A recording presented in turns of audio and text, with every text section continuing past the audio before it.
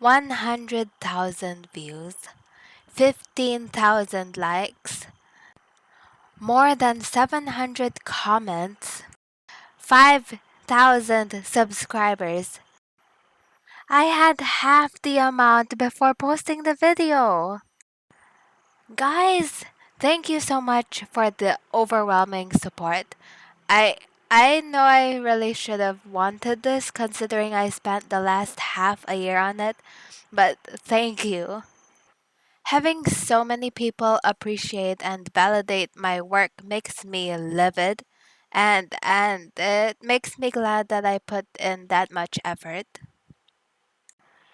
Here's a special video for those who's curious about the process and want to see my methods in keeping my sanity.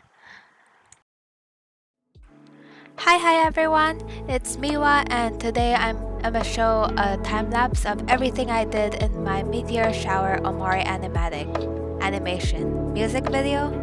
Yeah. Well, what I can show, most of the media were done on my phone in Ibis Paint and the projects have the option to be saved as a time-lapse video. Some illustrations and animations, however, were done on Krita, and I didn't realize I had to initiate the recording for the time-lapse, so the best I can show for those are the sketches and layers. I'll also do comparisons of my video drafts to their more edited versions. Anyway, I'll be splitting this video into sections. Although I drew everything in the order they appeared in the video, the art focus is different throughout. Simplicity, colors, animation, and editing.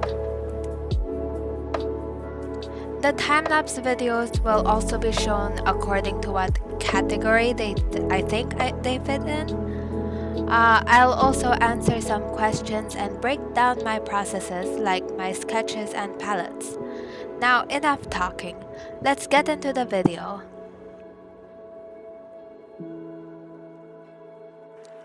Alright, so the first category we'll be talking about is simplicity. A lot of comments praised me for having the patience and motivation to complete this music video, which I can definitely vouch for. You gotta have some consistent spark to keep you going. But you know what really helped me speed this up? Shortcuts! The whole video isn't filled with animations from start to finish. I determined which parts of the video I wanted to be detailed and which ones I could just wing it. Guys, shortcuts don't make you lazy. In the production of a video, there's important stuff like quality, consistency, and budget. Let's look at the last part in a different way because I ain't getting paid for this stuff yet. Instead, that'll be capability. How much art can you make a day with proper rest, proper meals, proper hydration? Does this scene need to have that much detail, or can you afford to simplify it a bit more for your sake? Are you feeling the vibe of this frame, or are you finding difficulty continuing it?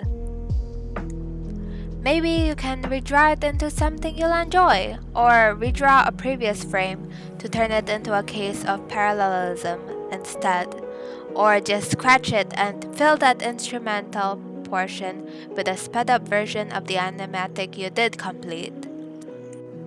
That's what I did for the intro of my music video. At first, I wanted it to have more content, but I paused and thought, do I really want this? Is it necessary? Do I feel like drawing it now? And the answer for all of that was nah. I ain't feeling it. I don't want to put in effort. Then don't. It's okay. This one scene you dropped isn't gonna jeopardize your whole video. In my previous animation, Basil Snaps, I left it unfinished. I didn't want to continue animating, but I didn't want it to be inconsistent. You can't have both, but you can choose which one you'd rather have. I threw consistency out of the window and settled for at least showing my sketch for the rest of the video. My meteor shower animation looks the way it is because I put what I really needed above everything. Lessen the shading, not do a line boil animation, and reuse art. It's not an offense, it's not like I'm copying other people's art, just mine.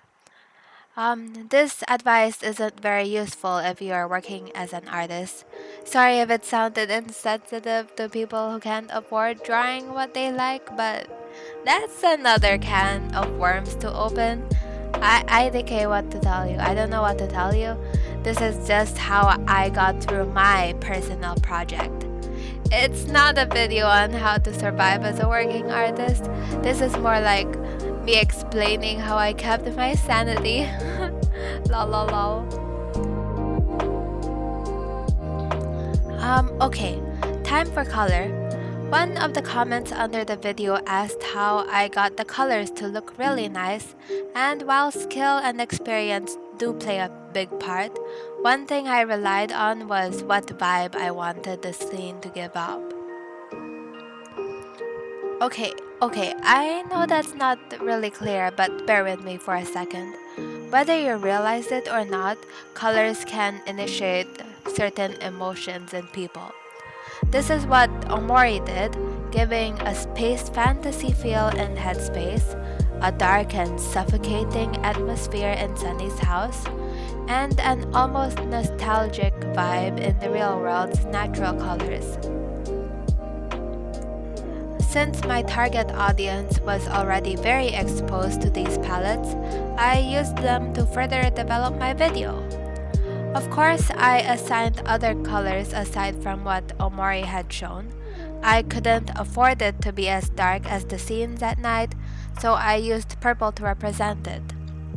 When I drew white space, I didn't have it completely black and white like the game, and instead shaded it subtly with a grayish purple.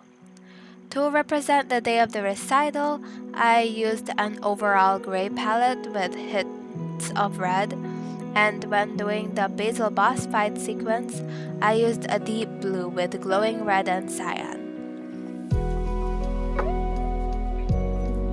Finally, in the meteor shower portion, that one scene everyone likes, I didn't base it on the game. This one's the most symbolic scene I made in the video that's not directly shown. I wanted it separate and original, so I thought of colors I wanted to show when listening to that part of the song instead. It truly felt like a meteor shower, with stars littering the sky and a galaxy-like visual.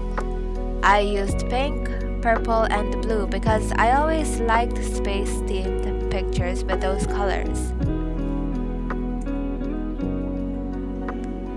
So, like I talked about shortcuts earlier, when making fan art, using the original media's color palette is pretty safe. You can experiment using other colors too and still give a different vibe than what that color was usually associated with.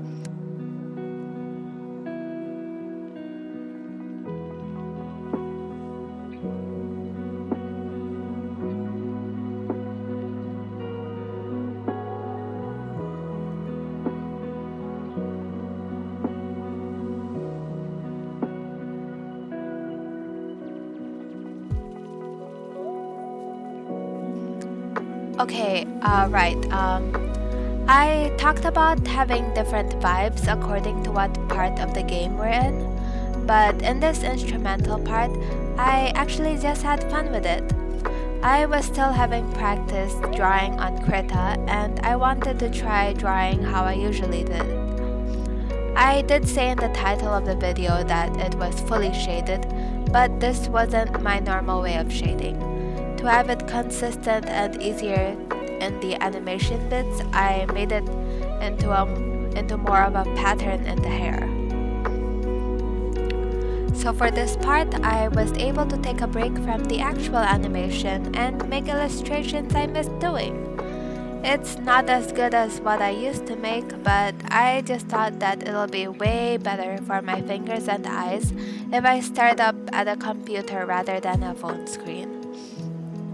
This one's uh this one's more sorta to get used to Krita. If you watched my No Matter What animatic, you might notice I just illustrated a sketch version of it.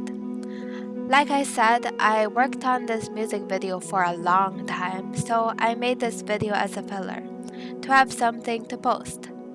These scenes were already planned for the animation from the start.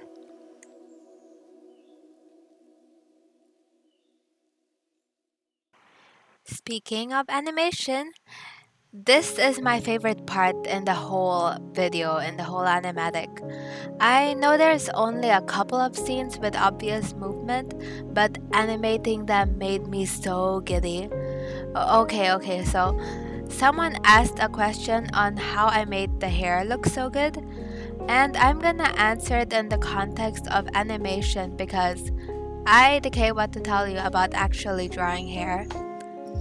Firstly, creating a clear sketch of how you want it to look like is very important.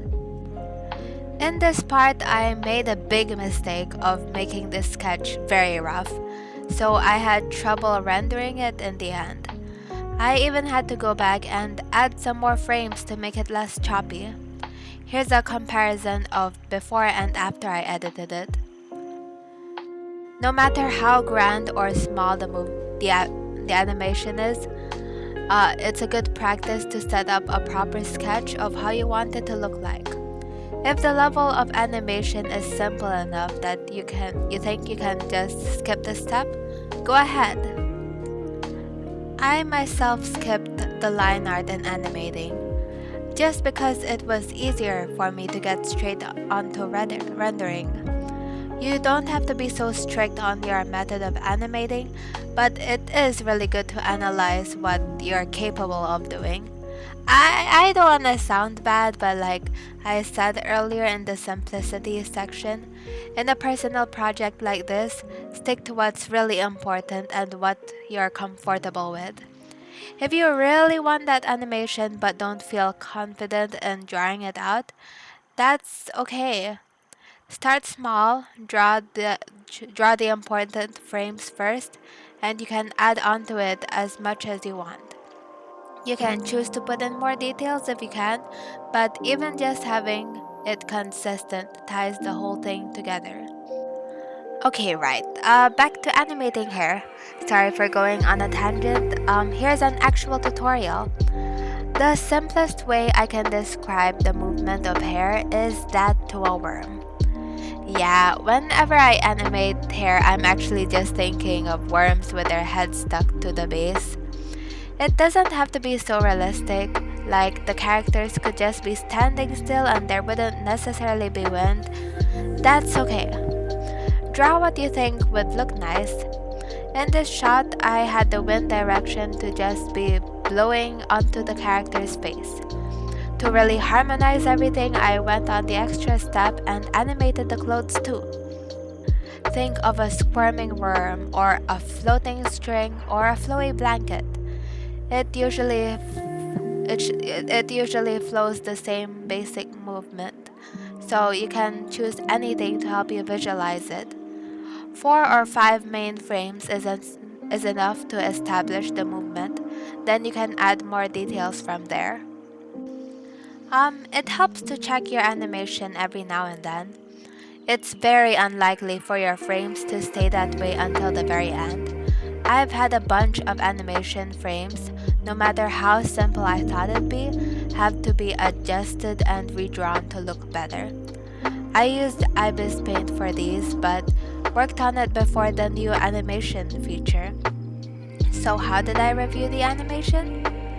Well, my gallery app happened to just have this neat little feature where I could just slide between the pictures smoothly. That's it. I noticed this thing that I could use to my advantage and stuck with it. Of course, since I redrew my pictures a lot, I needed some way to sort my photos. It's a roundabout method, but naming the files numerically helped me get the job done and made any replacing of art so much easier. Plus, I was even able to have a count of the amount of files I had. They're mostly in decimals since some scenes were made of multiple drawings, but it all added up to about 40 scenes, 40 moments. They're in the order in which they appeared in the video, but like I said, work how you're comfortable with. There's no shame in having to do more organizing to help you comprehend everything. At the end of the day, it's you working through all that, and you'll probably be the only one seeing the process. Be as messy or as tidy as you're comfortable with being, because all your viewers will see is probably the end product. A lot of people praised this animation I made on Krita, but it did take lots of adjustments. Only around the final part of making the music video did I really look at it and think, this looks like trash, I wanna fix it. As I said earlier, how I can't show the time lapses for the files I did on Krita. But here's a comparison of the initial sketch and the final product. I slowed it down a bit because while it was a big difference for me, it's not very noticeable for regular viewers. I drew Sunny with more flowy hair, added a bit more bounce to something, made the scenes make more sense to look at, refined some scenes to be more comprehensible.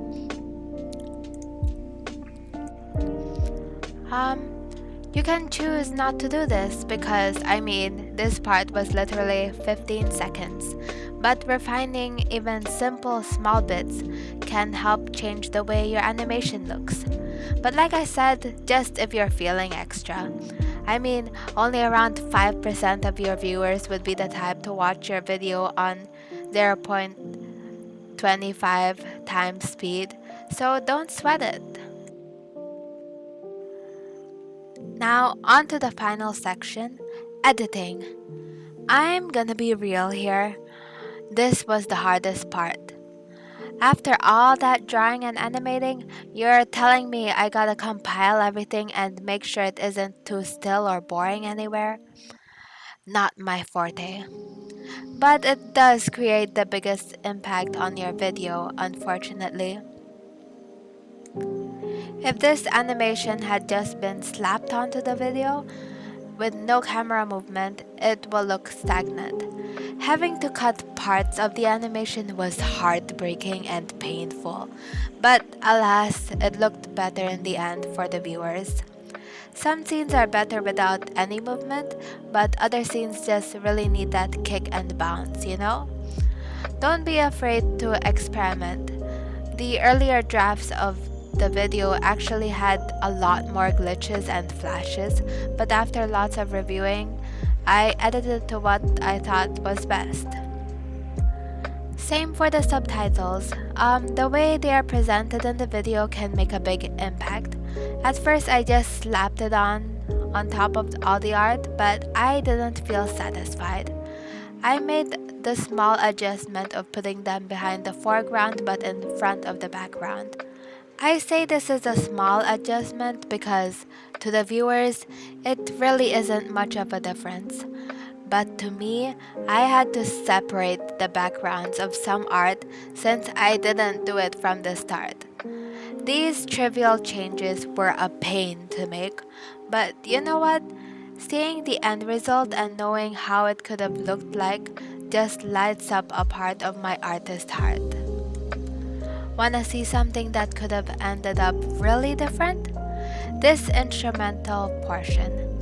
I remember just content with leaving it without any structure, scribbly and not properly finished, until I decided to rewatch one of my previous videos. Okay, so I know people will call anything underrated out here, but holy heck, this is so aesthetic. Just the colors give off that soft, comforting, warm tone that perfectly matches the song, and the twinning between each character and background keeps the animatic from being static. I just.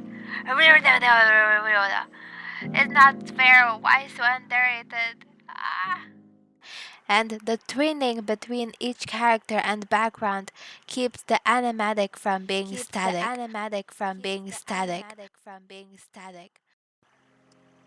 Frick, I gotta make it better. And I did. I fixed parts where it looked terribly wonky, and although the background and foregrounds were already on the same layer, I decided to just pump up and edit them into separate layers. I animated them to move slightly faster than one another to give some sort of 3D vibe. And this last minute change was able to make a big difference in the video. Your viewers may not be there to see the difference, the improvements, the decisions you made, but you will. You'd have finished your art knowing how much different it could have been, and knowing that all the effort you put into your work is what made it to what it looks like.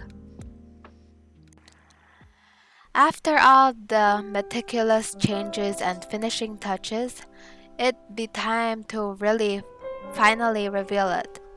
It might be a hit or miss, the algorithm could work with you or against you, but it will never change the amount of work you put into it. It will be discouraging. Knowing that it's just a personal project won't keep down the desire for recognition. But I want you to know that no matter what numbers come up, you made that creation and you did your best.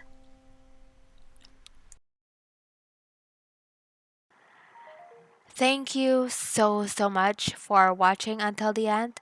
I was stuck between having a voiceover and just having it silent throughout the video. But there were people who actually wanted a tutorial, who want to know my thoughts, and it just means so much to me. I had some videos with commentary before, but I set them to private because I was unsatisfied with them.